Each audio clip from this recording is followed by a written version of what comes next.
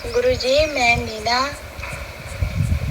गुरुजी प्रणाम। मेरे पूरे परिवार की तरफ से आपको बहुत बहुत कोटि कोटि प्रणाम।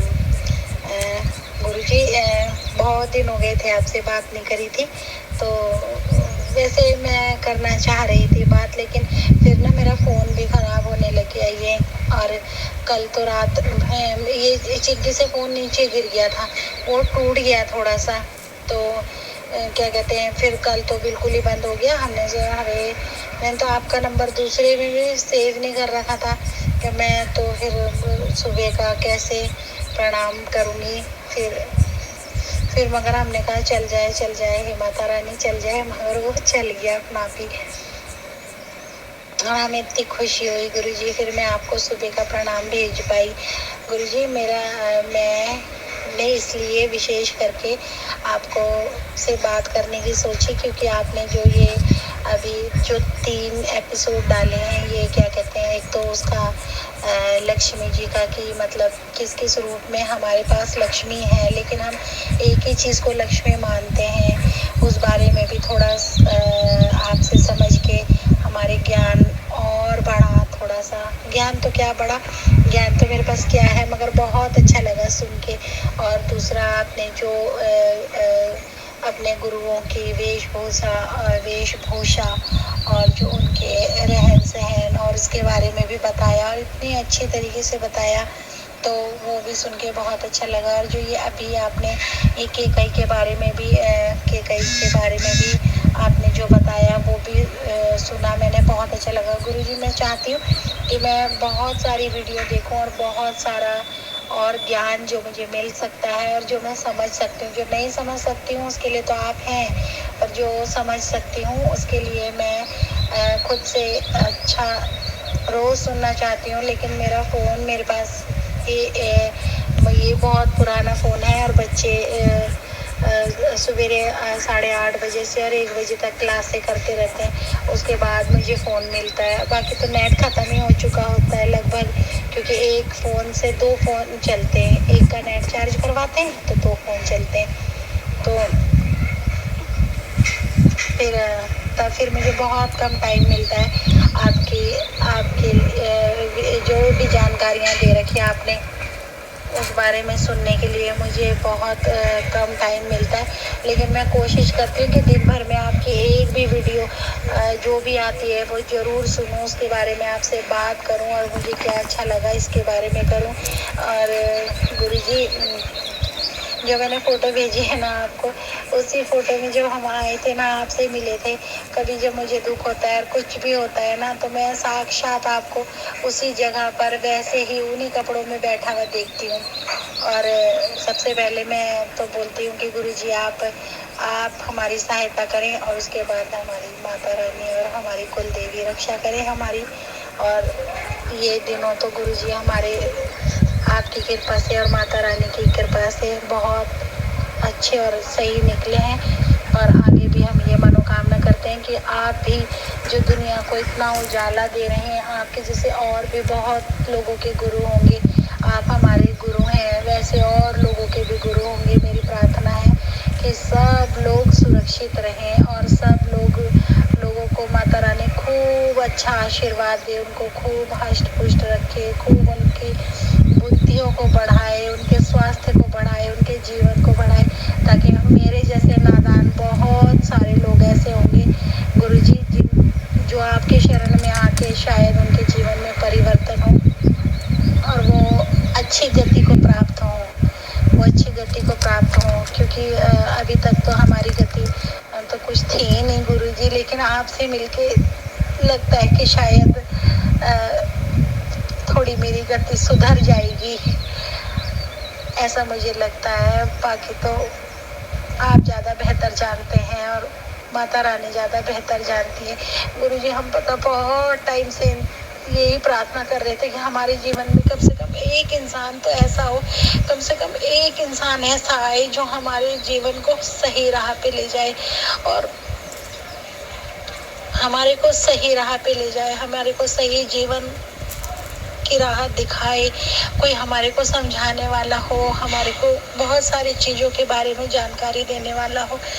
शायद माता रानी ने हमारी सुनी और आपका एक दिन मैंने YouTube में एपिसोड देखा और उसके बाद से मेरे मन में आया कि नहीं आप ही हो। और गुरुजी सबसे बड़ी बात ये है कि मैं इतना YouTube देखती थी ना और इतने सारे चैनलों के इतने सारे गुरुओं का देखती थी कि मुझे कुछ भी एक बात समझ नहीं आती थी, क्योंकि मैं बोलती थी ये गुरु अच्छे हैं, उनको देखने लग जाती थी। फिर थोड़े दिन बाद ऐसा लगता था नहीं ये बेहतर है, नहीं ये बेहतर है। ऐसे मैंने बहुत टाइम से करा, पर जब से मैंने आपको देखा ना उसके बाद से मैं सारे गुरुओं से माफ़ी मांगती हूँ और अपने हृदय से क्षमा चाहती हूँ कि होंगे सबके गुरु सबके लिए बहुत महत्वपूर्ण, पर मेरे गुरु मेरे लिए बहुत महत्वपूर्ण है। उसके बाद मुझे कभी ज़रूरत ही नहीं लगी कि मुझे कहीं और देखना चाहिए या किसी और को सुनना चाहिए। आपके चैनल के अलावा मतलब आपके YouTube में जो भी आप बोलते हैं उसके अलावा मैं अगर सुनती हूँ तो मैं शिव पुराण सुनती हूँ, शिव पुराण सुनती हूँ या माता रानी के भजन सुनती हूँ और शिव पुराण ही सुनती हूँ मैं। मगर मेरे जीवन में उजाला होने लगा है शायद इस 22 तारीख को मेरे को पूरे 2 महीने पूरे हो जाएंगे और वब से और अब तक मेरे जीवन में थोड़ा थोड़ा प्रकाश आने लग गया है। और गुरुजी आपके तो इतने सारे शिष्य हैं, इतने सारे शिष्य हैं, तो एक मीना कहाँ है आपको शायद पता होगा या जो भी है मुझे नहीं पता, लेकिन मेरे तो गुरु एक ही हैं, इसलिए मुझे पता है कि अगर मैं भीड़ के किसी अंधेरे कोने में भी होंगी तो वहाँ पर भी मेरे गुरु की दृष्टि मेरे ऊपर होगी।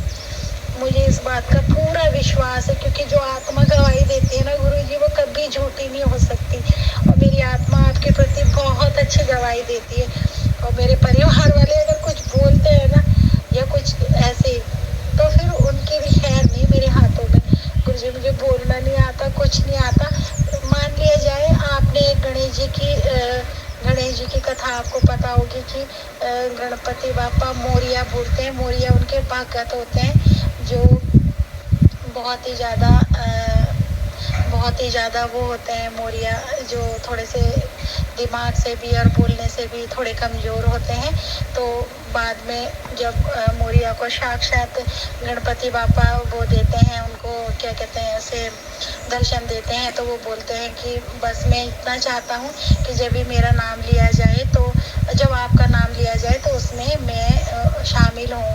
तो तभी बोलते हैं गणपति बापा मोरिया। तो जब ये लोग बोलते हैं ना तो मैं यही बोलती हूँ कि अपने गुरु जी की मोरिया हूँ।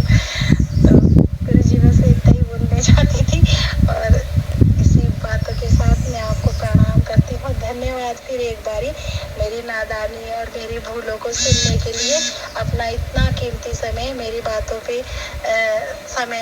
बातों को सुनने के लिए जो आपने समय दिया इसके लिए बहुत बहुत धन्यवाद। बहुत बहुत धन्यवाद गुरुजी, बहुत बहुत धन्यवाद मेरे जीवन में आने के लिए, मेरे परिवार में आने के लिए और मेरे परिवार को आशीर्वाद देने के लिए और हमारे जीवन में एक नया उजाला देने के लिए आपका बहुत बहुत बहुत बहुत बहुत बहुत धन्यवाद। प्रणाम गुरुजी। खुश रहो प्रिय मीना। मैं वैसे तो बिना आप लोगों की अनुमति के आपके प्रश्न अंकों में शामिल नहीं करता, क्योंकि आपकी अपनी एक प्राइवेसी होनी चाहिए। आपने मुझे संदेश भेजा, लेकिन ये संदेश इतना प्यारा है कि इसमें इतनी मौलिकता है, इसमें इतना भोलापन है, इसमें इतनी एक अपनी त्वरा है और इतना इसमें एक अपना अपनापन है कि ये बहुत सारे लोगों के हृदय में ऐसे भाव उमगते हैं, ऐसे भाव जगते हैं, लेकिन वो अभिव्यक्त नहीं कर पाते। तो मुझे लगा शायद तुम उन सब के प्रतिनिधि बन करके ही ऐसा संदेश मुझ तक तुमने भेजा है। तुम्हें भी नहीं पता होगा कि इस पर हम अंक बना लेंगे या अंक बनाएं, लेकिन मुझे जब मैं इसको सुन रहा था तो आश्रम के बाकी लोग भी बैठे थे। जब तुम्हारा ये मैसेज आया तो सब लोगों ने कहा कि तो बहुत अच्छी बात है, क्योंकि इसमें कोई लाग लपेट नहीं है। और देखिए, मैं दुनिया में मुझे मेरे साथ एक सबसे सुखद संयोग क्या रहा कि मुझे बहुत सारे बड़े बड़े पदों पर रहने का, काम करने का मौका मिला और बहुत सारे बड़े बड़े लोगों के साथ बड़ी निकटता से रहने का मौका मिला। बहुत सारे बड़े बड़े गुरुओं के साथ भी बड़ी निकटता से रहने का मौका मिला, जो आजकल बहुत प्रचलित आध्यात्मिक व्यक्ति हैं, आध्यात्मिक विभूतियाँ हैं, अच्छे लोग हैं, सब प्यारे और भले लोग हैं। सब अपने अपने क्षेत्र में अच्छा काम कर रहे हैं, सबकी अपनी अपनी दिशाएं हैं, सबकी अपनी अपनी दशाएं हैं। और सबके अपने अपने गंतव्य हैं और सभी के अपने अपने मंतव्य हैं। लेकिन परमात्मा कभी भी पुनरुक्त नहीं करता, किसी चीज़ की रिपीटेशन नहीं करता। परमात्मा कभी भी नकल में बिलीव नहीं करते। तो जब उन्हें कोई काम किसी से लेना होता है तो वो मिट्टी के छोटे से कंकड़ को भी एक समय अवधि के बाद हीरे में परिवर्तित कर देते हैं। एक कोयला काला जो पड़ा हुआ है कहीं किसी चट्टान के कहीं गर्भ में, वो बहुत समय अवधि के बाद परिष्कार होकर के वो हीरे में कन्वर्ट हो जाता है। तो बहुत सारी चीज़ें परमात्मा की इच्छा से ही चलती हैं। और जो हम कहते हैं कि ईशावास्यम विदम सर्वम यत् किंचाम जगत्याम जगत, जगत में एक पत्ता भी नहीं हिलता ईश्वर की मर्जी के बिना, और वो कण कण में विद्यमान हैं। तो फिर वो सभी चेतन और अवचेतन मन और मस्तिष्क में और गुरुओं में और बुद्धिमान लोगों में और सारे ऐसे लोगों में जो समाज को दिशा देने का काम करते हैं उनमें भी विद्यमान है। तो ये एक बड़ी पुरानी कहावत है कि शिष्य गुरु को नहीं चुनता, गुरु ही शिष्य को चुन लेता है। आप बाद में चलते हैं, पहले तो मैं चल देता हूँ आपकी तरफ। आप मेरी तरफ चले 2-3 महीने पहले, मैं तो आपकी तरफ कई साल पहले चल चुका हूँ। आप तक आवाज़ अब पहुँची, ये पुकार अब पहुँची। तो ये मेरा तो काम है पुकार देना, और मैं पुकार देता रहूँगा जिसके हृदय तक पहुँचे, जिसके मन तक पहुँचे। तो अच्छी बात है, और ये तुम्हें हमारी बातें मन को भाती हैं, ये बड़ी सुखद बात है। हालांकि मैं तो कभी कभी विचार करता हूँ, अभी तो मैं फिर भी थोड़ा सा नियंत्रित होकर के और थोड़ा सा ध्यान रख कर के बोलता हूँ। काश ये सामाजिक व्यवस्थाएं, हमारे कानून के दायरे और समाज में सोच की परिधियाँ और लोगों के मनों के जो अपने वर्तुल हैं और लोगों के जो सोचने की समझने की शक्ति और सामर्थ्य है, वो मुझे ये आज़ादी दे सकती होती कि मैं पूर्ण रूपेण सत्यता के साथ बात कर सकूं। कोई ऐसा नहीं कि मैं झूठ बोल रहा हूं, लेकिन अभी भी कुछ चीज़ों को थोड़ा सा एक परहेज करके या उस तरह से करके बताना या कहना पड़ता है। चलिए, वो एक शास्त्र का वचन भी है कि असत्य को भी इस तरह से प्रस्तुत करना चाहिए कि वो प्रिय लगे। तो ये कोशिश हम इस तरह की करते हैं, और तुम्हें बात भा रही हैं, ये अपने आप में एक बड़ी अचंभे की और अजूबे की बात है और बड़ी सुखद बात है। बहुत अच्छा है, और तुम्हारे जीवन में रोशनी आ रही है। पर बाकी जितने भी गुरु हैं, बाकी जो भी लोग हैं, देखिए, किसी का सोच, किसी की जो उनका जो मन है वो करने सब भला ही चले, लेकिन अब ये होता है कि किसका कितना दायरा है। और जैसे जो बात बुद्ध ने कही, बुद्ध से पूछा इस बात के लिए कि आप सम्राट थे इतने बड़े, या महावीर वो भी राजा के पुत्र, राम वो भी राजा के पुत्र, कृष्ण वो भी राजा के पुत्र, जो परम समृद्धि, जो जीवन के बहुत सारे आस्वादों को भोग चुका है, जो बहुत सारे पदों पर, बहुत सारी चीज़ों पर, बहुत सारे जीवन के समग्र अनुभवों से एकाकार है, वो व्यक्ति सही अर्थ में पथ प्रदर्शक हो सकता है। तो क्या कारण क्या होता है कि वो छोटे छोटे प्रलोभन, या वो छोटे छोटे लोभ, या वो छोटे छोटे लाभ, या वो छोटे छोटे काम, जिन कामों में कहीं ना कहीं मानवीय मन उलझ जाता है, फिर वो उनमें उलझता नहीं है, क्योंकि वो उनसे सुलझा हुआ होता है। उनके डूज एंड डोंट्स का उसको एक क्लियर कंसेप्ट उसके दिमाग में होता है।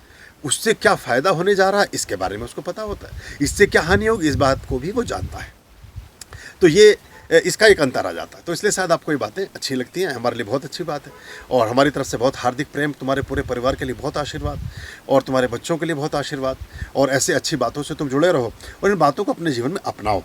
कारण क्या होता है कि देखिए, हम से जुड़ना बहुत आसान है, लेकिन कभी कभी क्या होता है कि हमें थोड़ा सा मुझसे गहरे अर्थों में वो व्यक्ति ज़्यादा अच्छे से जुड़ सकेगा जो बहुत जगह धक्के खा चुका है, जो बहुत सारे गुरुओं के दरवाजे पीट चुका है, जो बहुत सारे मंदिरों में, बहुत सारे मठों में, बहुत सारे देवालयों में और बहुत सारे आश्रमों में धक्के खा चुका है, घूम चुका है। उसको मैं बहुत अच्छे से समझ में आऊँगा, क्योंकि उसके पास एक बहुत तरह के अनुभव होंगे, और उसको समझ आएगा जब वो उस मंडी में पहुंचेगा कि जब बहुत तरह की चीज़ें रखी होंगी तो उसको चुनने में आसानी होगी कि कौन सी चीज़ की गुणवत्ता कैसी है। जिसकी शुरुआत मुझसे होगी वो मुझे ठीक से समझ नहीं पाएगा, जिसकी शुरुआत मुझसे होगी। तो ऐसे इसीलिए जो परिजन हैं, परिवार के लोग हैं, मित्र मंडली है, उनकी शुरुआत सिर्फ हमसे होती है, तो कभी हमें ठीक से समझ नहीं पाते हैं, उसमें उनका दोष नहीं होता है। लेकिन जो जितना अधिक घूम चुका होगा, देखिए, जितने शिष्य बुद्ध के हुए इतने किसी के नहीं हुए, और जितने गुरु बुद्ध के हुए इतने भी गुरु किसी के नहीं हुए। जितने गुरु बुद्ध के हुए, किसने जो कहा बुद्ध ने कहा कर देता हूँ। किसी ने एक चावल पर रहो 40 दिन, एक चावल पर 40 दिन रहे, बिल्कुल अस्थि पंजर हो गए, कंकाल की तरह हो गए।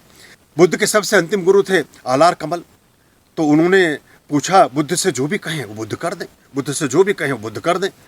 तो एक दिन वो पहुंची कि भाई अब तुमसे मैं थक गया। गुरु कहता है कि बुद्ध मैं तुमसे थक गया। तब तक वो सिद्धार्थ थे, तो तब तक बुद्ध ने वो एनलाइटनमेंट को उपलब्ध नहीं हुए थे, संबुद्ध रहस्यदर्शी नहीं हुए थे, तो सिद्धार्थ के रूप में विचरण कर रहे थे, सत्य की खोज कर रहे थे। तो वो कहते अब मैं भी नहीं जानता इससे आगे क्या है। अब इतनी ईमानदारी भी नहीं रही, गुरुओं में इतनी सत्यनिष्ठा नहीं रही, गुरुओं में इतनी ऑनेस्टी नहीं रही कि वो ये कह सके कि भैया यहाँ तक तो मुझे पता था, अब इससे आगे की मैं भी नहीं जानता। तो उन्होंने कहा भाई मैं यहीं तक जानता था, अब इससे आगे खोज तू खुद कर, और जब तुझे पता चल जाए तो लौट के मुझे भी बता देना, वापस लौटते मुझे भी बता जाना कि इससे आगे का सत्य और क्या है। तो बुद्ध उससे आगे फिर बढ़ गए, और फिर बाद में जब लौट कर आए तो सारनाथ में जहाँ उन्होंने प्रवचन दिया तो आलार कमल को वहाँ बुलाया, 5 लोगों को बुलाया, वहीं से पंचायतन शुरू हुई, वहीं से पंच परंपरा शुरू हुई। और वह सारनाथ में जो बोधि स्तूप है वो उस बात की गवाही है कि वहाँ बुद्ध ने पहला प्रवचन अपना दिया। सिर्फ 5 लोग बड़ी बामुश्किल जुट पाए। वो सब वो लोग थे जो पुराने समय में या तो कोई गुरु रहा था या कोई सहोदर साथी रहा था, कहीं ना कहीं किसी प्रकार का सहपाठी और गुरु भाई रहा था। ऐसे लोगों के साथ सत्य की प्रवंचना वहाँ उन्होंने की। तो हमें, क्योंकि ये मार्ग बड़ा कठिन है, इस मार्ग पर आना बहुत आसान है, इस मार्ग पर चलना थोड़ा सा कठिन है, और इस मार्ग को जी लेना सर्वाधिक कठिन है, सर्वाधिक दुष्कर है। तो ये आग से खेलना है, ये तलवार की धार पर चलने जैसा है। तो परमात्मा ने इसके लिए चुना है, तो हम जहाँ तक सामर्थ्य शक्ति है और ईश्वर की हमारे ऊपर कृपा है वहाँ तक हम आपके संग साथ हैं और आपको बता रहे हैं। और इस गुरु भी क्या है, गुरु देखिए आपको उंगली से इशारा करता है कि चांद है ये, सूर्य है ये, लेकिन गुरु सूर्य नहीं है, गुरु चांद नहीं है, वो एक उंगली है। होता क्या है, कई बार हम फिर उंगली को पकड़ के बैठ जाते हैं, लेकिन उंगली चांद नहीं है, उंगली सूर्य नहीं है, उंगली ईश्वर नहीं है। गुरु बताने वाला है बस, और उसको उस बताई हुई चीज़ों को, उसके अनुभवों को और अपने जीवन में आत्मसात कर लें तो उसका कोई फिर तोड़ नहीं है, उसका कोई मुकाबला ही नहीं है, और जीवन फिर बहुत अच्छा, सच्चा और सही अर्थों में समग्र रूप से परिपोषित होने लगता है। आप सभी लोगों के जीवन में संतोष का उदय हो, सद्गुरुओं का उदय हो, सच्ची कामनाओं का उदय हो, पवित्र भावनाओं का उदय हो, सुखों का उदय हो, समृद्धि का उदय हो, आरोग्य का उदय हो। खुश रहिए, स्वस्थ रहिए। ओम स्वस्ति अस्तु। आर्यं शरणं शुभमस्तु, संभव करणं अरमस्तु। आर्यं शरणं शुभमस्तु, संभव करणं अरमस्तु।